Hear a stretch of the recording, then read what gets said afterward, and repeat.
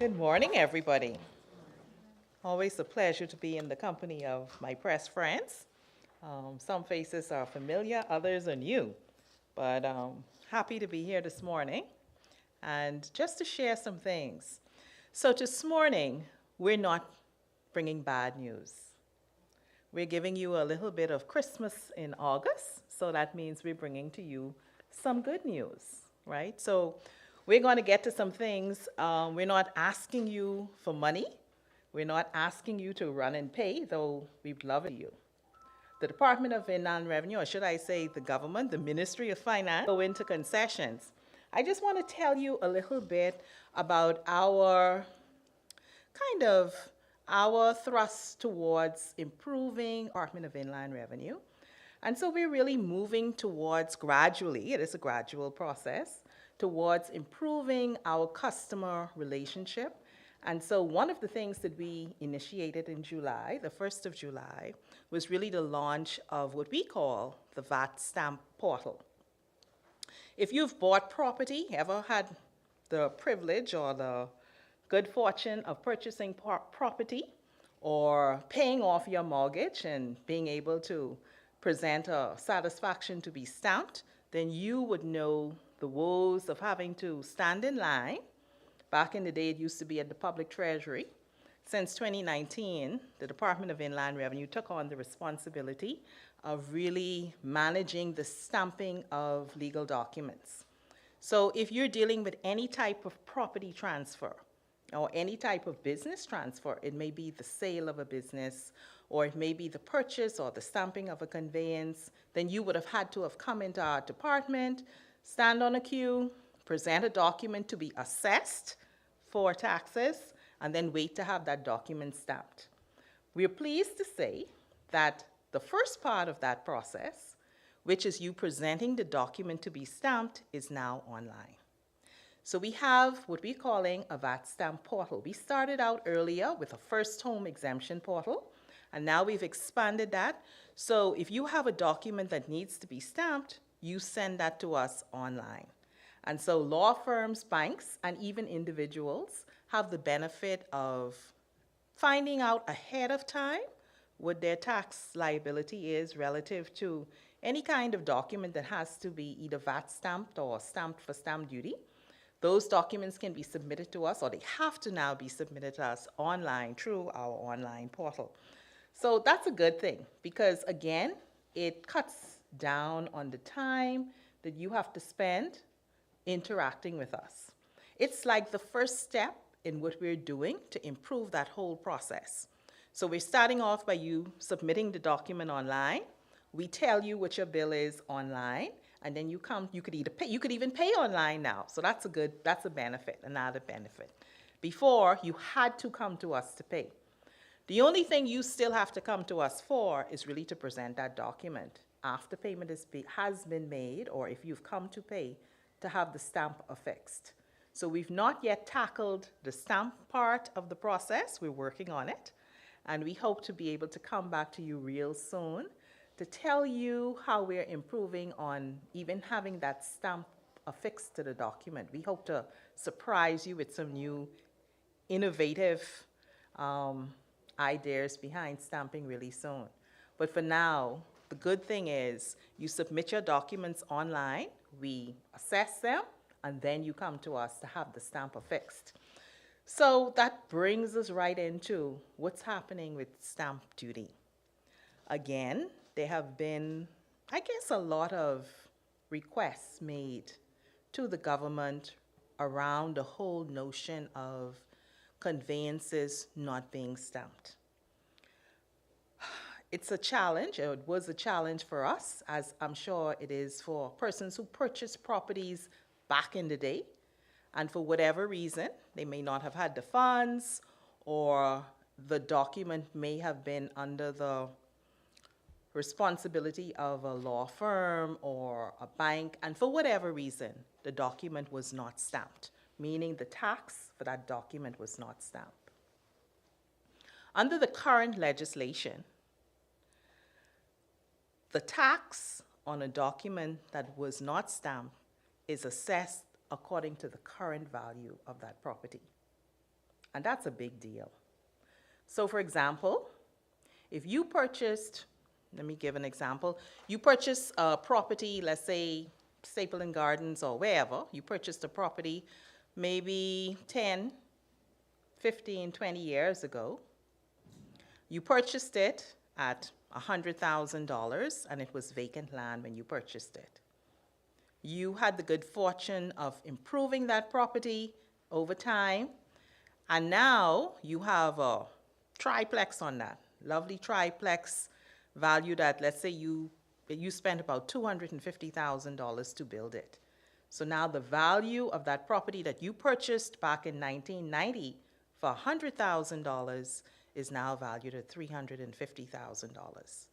For whatever reason, you didn't pay the stamp tax. It would have been stamp duty back then. You didn't pay the stamp duty on that property. And more importantly, that property was not recorded. So you have not really had the opportunity to safeguard your ownership position. Because unless the document is recorded, it could be a little tussle as to who owns it, right? Someone else can lay claim on that property. So really it's the first man in the hole, whoever records the document first. So if you have a property that has not been recorded, you're really not safe. Your ownership on that property is not safe. And so surprisingly to us, there are quite a number of properties out there where the owner would have purchased the properties years ago at much lower values than they are valued now, but those documents were never stamped and recorded. So, very good, the government had the very good fortune given to us of allowing what they're calling a VAT stamp leniency. It's an amnesty, but they're calling it VAT stamp leniency, new word. But it means the same thing. It's really an amnesty. Because what it allows you, the property owner, to have that document stamped, not at today's value, but at the value that you purchased it way yesterday, right? 10, 20, 15 years ago. And that's a big deal. So again, on that example, you purchased that property for $100,000, was never stamped. You built your nice triplex or home on that property, and that property is now valued at $350,000. If you come into us to stamp that without the leniency or without the amnesty, your bill would be $21,000.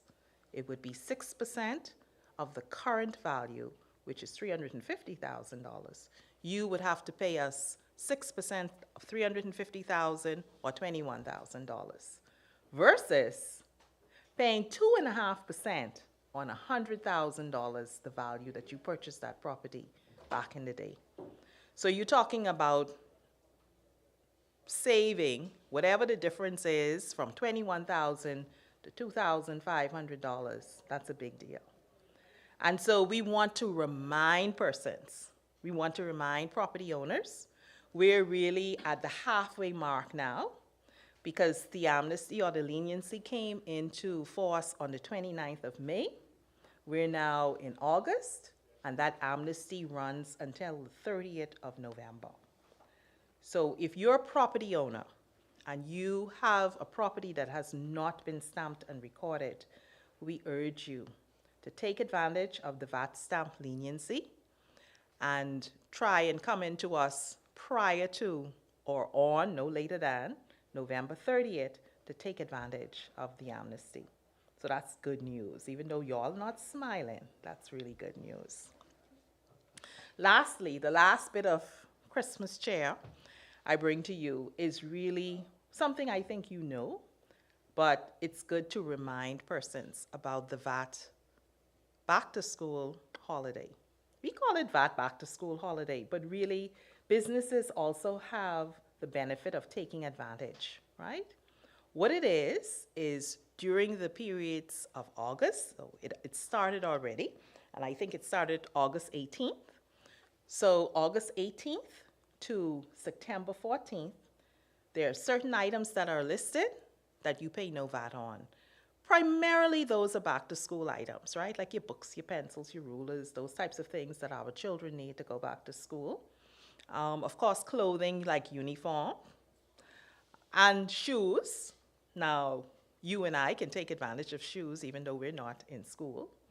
So there's some things that the average Bahamian can take advantage of, even if it's not, you're not a school or a person going back to school. Like we also want to, kind of urge businesses. It's a good time for businesses to purchase office supplies because there are no real limitations on quantity. You could purchase as much as you want. So like I've been telling my account staff, this is a good time to go purchase all those things we normally need and save a couple of dollars because you could use that money for something else. So we want to encourage persons to take advantage. You don't have to travel to the United States, right? You don't have to pay sales tax because you're not paying VAT home. And then the trick is, if you travel away to get those things, you still have to come back. You have to pay to bring them back. So you have to pay the overweight baggage. Then you have to pay customs. So there's no concession for persons who bring things back. The concession is for you to purchase at our local stores, and then you're really you're helping business, you're helping the community by purchasing locally.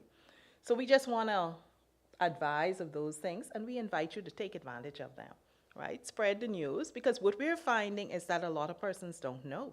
Like, for example, that amnesty that I talked about, the VAT stamp amnesty, I was stunned to know how many persons are not aware that there's a stamping amnesty going on.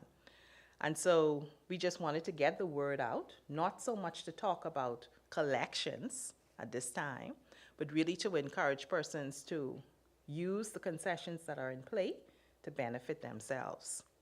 And so for right now, that's what I want to share, and I want to hear if you have any questions relative to any of those things.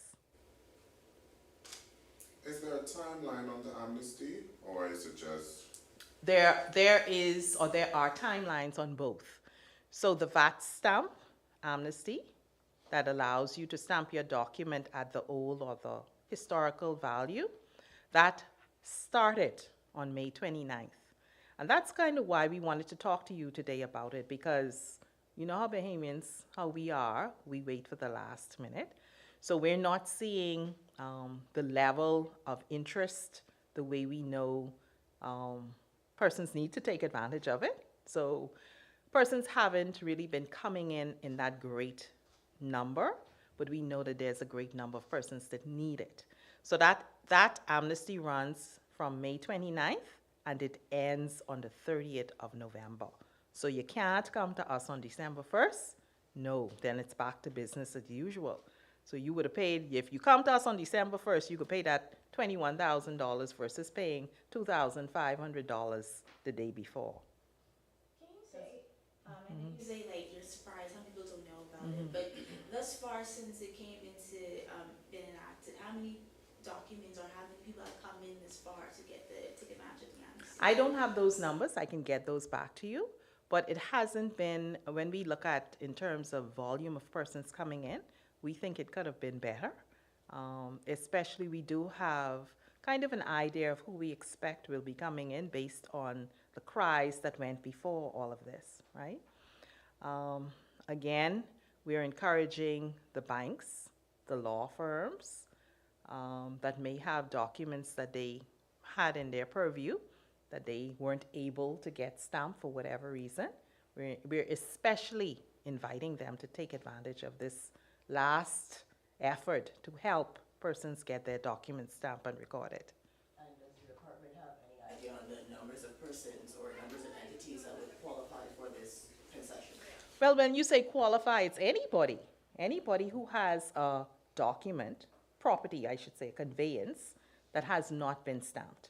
So it's not a matter of qualifying. If you have a property conveyance that is, I say old, meaning it is past the time of stamping, that hasn't been stamped, because really you should get your conveyances should be stamped within 6 months of the transaction. And so you still have to pay a late fee, mind you. But again, think about a late stamping fee of 10% on 21,000 versus on 2,500. That's a big difference. So is there any idea on how many persons would you expect to be coming in for that? Do you have any general ideas? I don't want to give you a number. We don't have an idea. We have an idea, but we don't have an exact number. It's based on the requests that have been made previously. You get a feel when you get banks or you get law firms or individuals coming, you know. Um, Interesting story, probably about last week, Thursday or so, a lady came over the course of 20 years. She had purchased 5 properties for her children. But guess what? She purchased those properties. They'd never been stamped or recorded because, of course, she had to send the children to college and she wasn't able to, you know, do what she needed to do. And that's the story of a lot of persons. They fight to purchase a property, but then that tax. And if you think about what the tax was back then, there was in most years, you paid 10%. 10% on the value of the property. So back then, it probably was 10% of that $100,000. You're still looking at $10,000, right? So the amnesty has an added benefit because you get two things going for you. You get to take advantage of the old value, which is lower, and you also get a chance to take advantage of the current rate, which is lower. So we have now a threshold of rates that range from 2.5% all the way up to that dreaded 10% that we always used to pay in the past. So you kind of really benefiting, you're really saving if you could take advantage of that amnesty now. I have a question, if I may. Sure. I just wanted you to expound on the implication of not having that stamp. You mentioned a scenario where, parents may have bought a property. Oh, yeah. Every day, properties are handed down, and this requirement wasn't satisfied. Right. Explain the implication of that, and then is there any way for you to gauge how many people have not taken that step? Okay, I'm going to respond backwards, right? And again, don't record me and don't put me on the air for this, but I want to be honest. We all know that purchasing properties in the Bahamas could be a little dicey thing depending on who you purchase the property from, who you get to represent you in that purchase. I give you a little homework, you go do your homework on that. But what I'm saying is, let's use that same lady that came, right? And she purchased, let's say she purchased a property in one of the more contentious neighborhoods where there's always been land disputes, right? She purchased that property from the seller. She never recorded that property. That seller goes back and sells that property to somebody else who records the property. Then that poor lady really doesn't have any ownership grounds to stand on.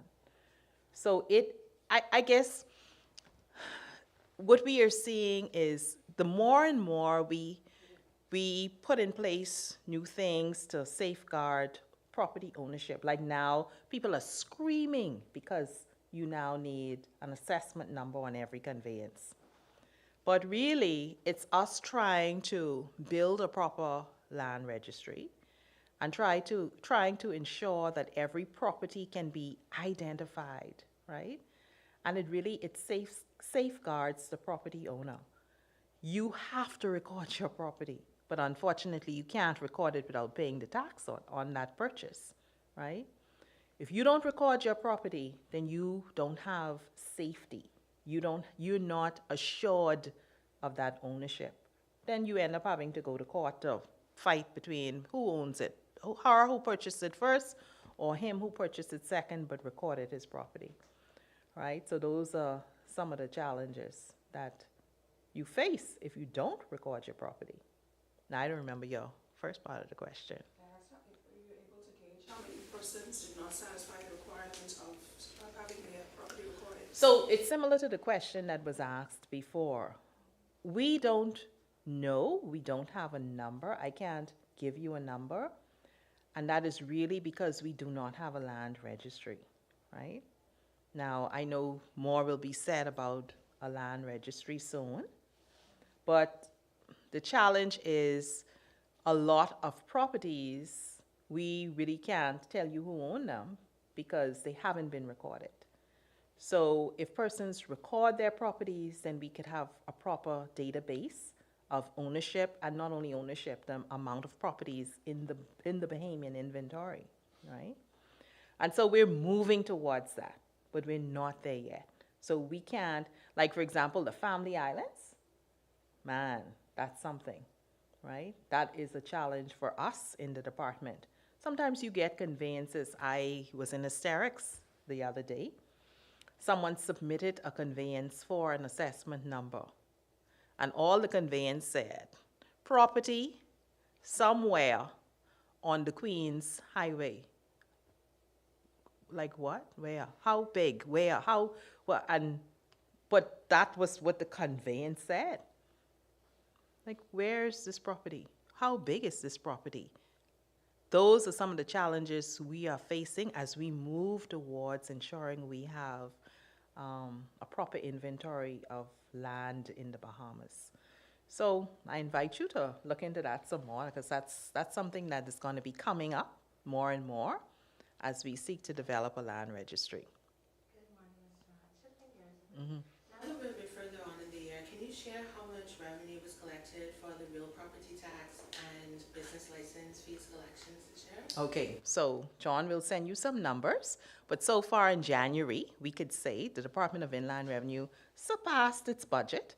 So our budget for, July was 158 million, 138 million, sorry, and we brought in around 154 million.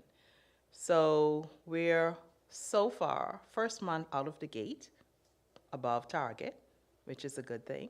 But we will give you some numbers so you can share it with the public. What about the large taxpayers unit? How have things been progressing with them? So large taxpayers unit, again, we're continuing to focus on compliance. There's still a challenge with compliance, especially VAT compliance. And so we're doing a whole lot of things, which you will hear about soon, relative to compliance, more audits, right? We're doing more things relative to collection, in terms of power of sale, garnishments, and those types of things. But again, those are not Christmas things to talk about, so I won't go any further. I'm sure Ms. Adley will have us back again to talk about compliance and collection. Outside of sandals. Are there any other enterprises that owe government a large amount of money in taxes? And also, is the plan still to pursue getting those funds in excess of $30 million from Sandals? Yes. Okay, I guess the last Yes to question. both? Yes. How many? Are there many? There are a good number, and yes, we intend to pursue it. Where's the department with on that matter with the 30 million with Sandals? Has Sandals started recouping that fund, or is it still in the court? Because I know they rejected that claim that they owe that money. So I'm sure you follow your news. It's still in the courts, and so again, I'm not at liberty to talk about it. But keep abreast of the Tax Appeals Tribunal, and keep abreast of the courts. Finally, the power of sale. Can you say If the department has sold any properties under that power of sale? Yes, that has been a very challenging initiative for us, because of course it was new, first time it had ever been done. So far we've had three publications, two that are completed totally, one that is still going through the review process, meaning I think we closed the bids on August 12th, so we're now reviewing those bids, and we'll be able to say more about Power of Sale 3 soon. But for Power of Sale 1 and Power of Sale 2, we've sold 3 properties, and we are going to re-advertise probably about 70% of those properties. We also was able to enter agreements, even though at first I think you would recall me saying we're not doing any agreements. But of course, when you start looking at cases and when you start looking at individual circumstances, sometimes we make concessions. So we were pleased to enter payment arrangements with some property owners, and I'm happy to say that they are holding up, keeping their commitments. And those ones that we are re-advertising, we're re-advertising them because we want to ensure that the value that we previously had on those properties is a current value, especially with the Family Island properties. So 3 for now, but we expect that that number will pick up as we refine the process. There were some things, I guess, there were some policies that were implemented as a result of seeing what happened when we published the first power of sale list and even power of sale 2. And so we made some kind of tweaks. And so, yeah. There's been some concern regarding companies that have a $5 million turnover engaging auditors to produce like full financial statements. How has that process gone? And can you say how many companies have sought audit extensions beyond the month of August? The majority. I would say probably about 75% of the businesses required extensions. We have given the extensions because this is the first time we are doing this as well. And then there has been, that we know there has been a challenge with them sourcing auditors to do the work. So we expect they will be the majority of them will be in by October, November. And so we're comfortable with the ones that we have seen so far. We do know from the exercise that it was needed, right? And so the results of the first audits that we got in it confirmed what we suspected. And that is, yeah, big businesses really do need to engage somebody to have audits done, not only for us, but for them as well. So it was really a learning experience for the businesses as well as us. Recently we saw some, I guess, issues with the tax collection task force. Are you able to say, I guess, what's the stance now in terms of if there are any intentions to maybe change the approach, considering how the outcry from the businesses? Okay, I can probably only say a little about it because it's not a Department of Inland Revenue initiative. It's a Ministry of Finance initiative. So while on occasions we do collaborate with them, or we are a part, some of those visits we weren't a part of, so I really can't speak to them. But by and large, I think the complaints or the cries of the business communities were heard. And again, I'm sure you would have heard the Prime Minister himself say that there was going to be some changes to how the task force was going to carry out its actions. It's still very needed, right? The results of the task force have been tremendous, and they have been able to help our sister agencies like National Insurance, right, where your monies are deducted from you by the employer but not paid to National Insurance.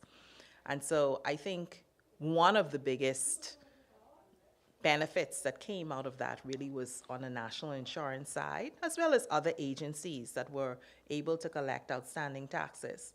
But I think especially from your National Insurance dollars being turned into National Insurance. That was one of the major benefits. But that's not our initiative, so we could probably bring somebody on to speak on that. To the power of sale for a minute. Will the persons that are placed on the revised list be allowed to make an agreement with the Department of Inland Revenue when it's republished? I want to say yes. Again, our goal is not to sell anybody's property, right? We don't like that we have to do it. Our goal is to get the tax dollars in. So those properties that will be re-advertised, it will, to the benefit of the property owner, start that process over again where they will be given the 30 days to come in, right? So while we're going through the advertisement or allowing persons to bid, that property owner has that same time to come in and pay the taxes, right?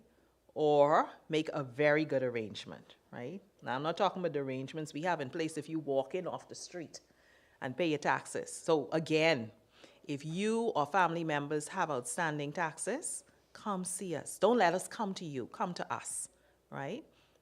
We are always doing payment arrangements. We're always trying to work with you because we don't want to get to the place of having to go to power of sale. Just going piggybacking on Kuda's question earlier, I know you said other businesses, those taxes, but are some of those other businesses possibly other resorts as well that the inland revenue is going after? I can't speak about that. I can only speak about the ones that we've audited so far. We may be in the process of auditing resorts, as you say, but though we aren't done, so I can't talk to you about that. But for sure, if we do an audit, there's a process, right? And it doesn't start with us assessing the business. You have to, I invite you too to look into the process, ask that question. What's the process when an audit is done, right? We notify the business, hey, we're gonna come in and have a look at your books. We tell them when we're coming, we tell them what we would like to see. We go into the business and there are conversations between inland revenue and the business place. We ask for things. So nothing is ever a surprise, right? We will ask to see certain documents. Now, they don't give us those documents, or if they refuse to assist us, then we have our methods of determining what is paid, what should have been paid, and what needs to be paid, right? Give us a ballpark figure of how much, I guess, money these companies would owe. You're a light figures boy. You gotta tell us to bring figures when we come. No, because every business, I don't know, is different, right? Like, for example, the case that you keep trying to talk about, that resort, right? That is different from every other type of resort, right? Or every other type of hotel. Everybody has a different setup. So you can't really just say, well, we think X amount of dollars is owing. No, not until we go in, review the books, review the records, then we're able to make a determination as what we think is outstanding or what we think is owed. And again, we have a conversation with the business owner before we get to the point of assessing a business for outstanding tax. So we don't start at assessment. Assessment is always almost to the end process of the whole audit. And then they have a means to object. There's a process for that. And we invite them to take advantage of it. If they disagree with us, they have an opportunity before the assessment again, because we issue to them a proposed audit. So we come to them and we say, hey, we think this. Tell us where we're wrong. And if they choose not to tell us, then we finalize the audit. And then again, they have an opportunity to challenge us. And that's where we are at with that particular resort. So we will go through the process and await the outcome.